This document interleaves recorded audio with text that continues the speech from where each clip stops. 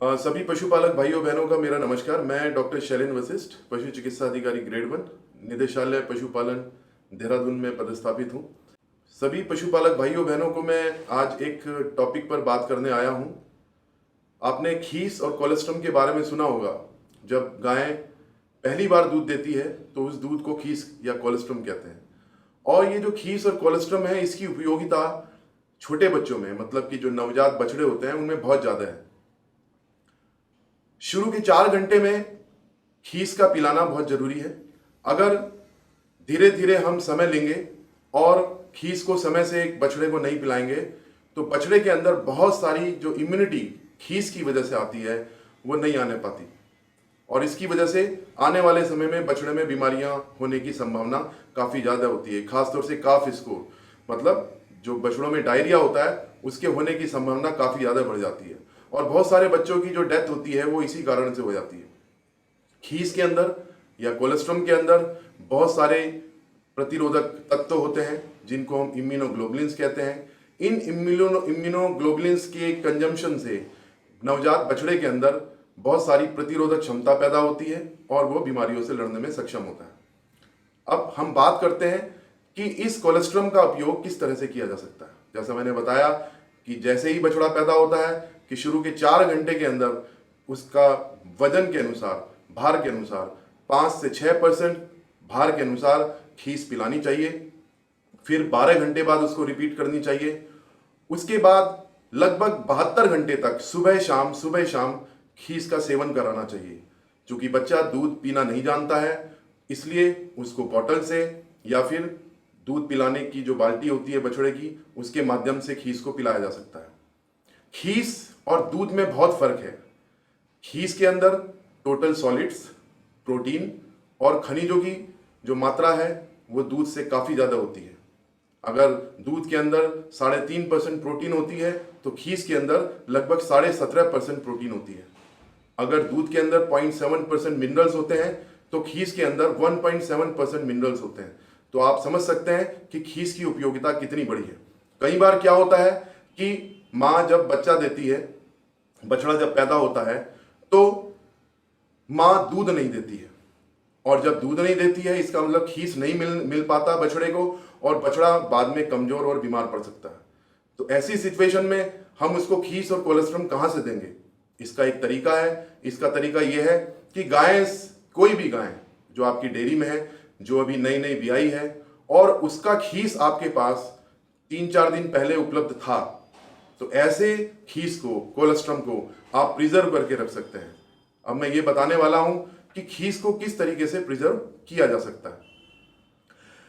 किसी भी गाय से जब हम पहली मिल्किंग करते हैं तो उससे निकलने वाले दूध को गोल्ड कोलेस्ट्रम कहते हैं।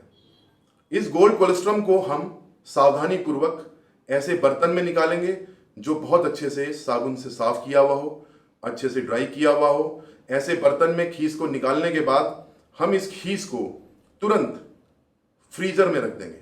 जो हमारे यहाँ घर में रेफ्रिजरेटर होता है उसके फ्रीजर में रख देंगे। अगर किसी भी कोलेस्ट्रम को 2 घंटे के लिए बाहर छोड़ दिया जाए तो उसके जो पोषक तत्व होते हैं, जो उसके अंदर इम्यूनोग्लोबुलिन्स हैं, जो प्रोटीन्स हैं, उनके खराब होने की संभावना बढ़ जाती है।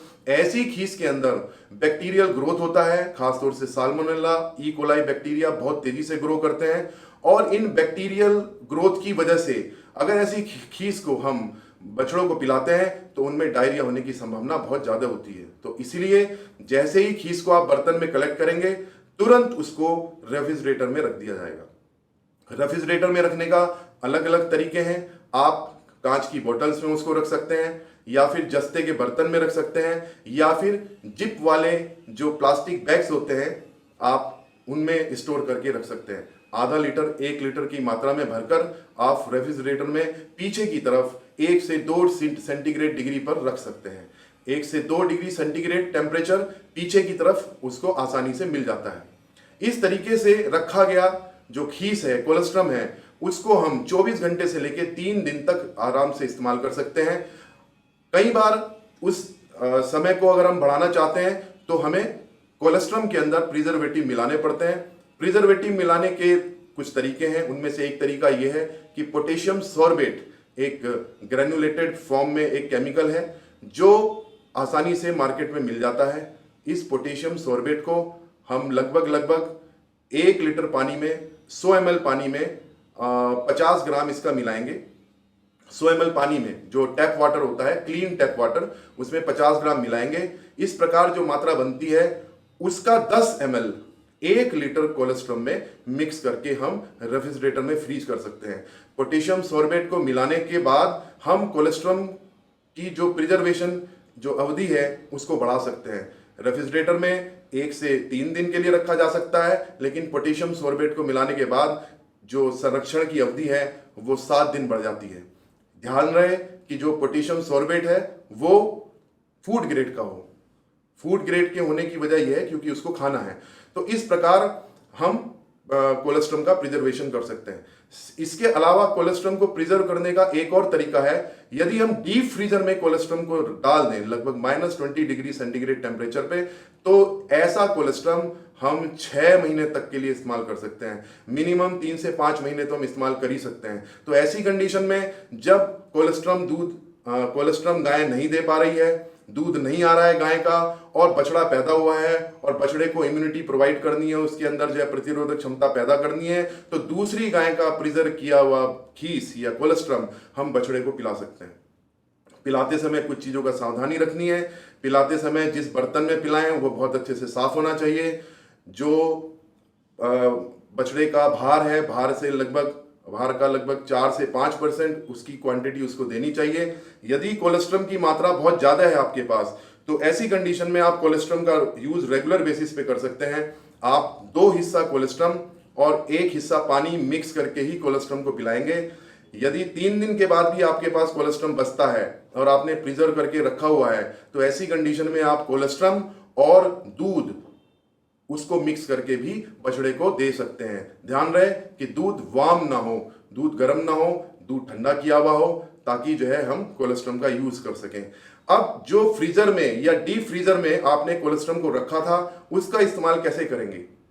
उसका तरीका यह है कि आपने जो प्लास्टिक बैग के अंदर कोलेस्ट्रम को रखा है उसको रेफ्रिजरेटर से बाहर निकालेंगे या डीप फ्रीजर से बाहर निकालेंगे।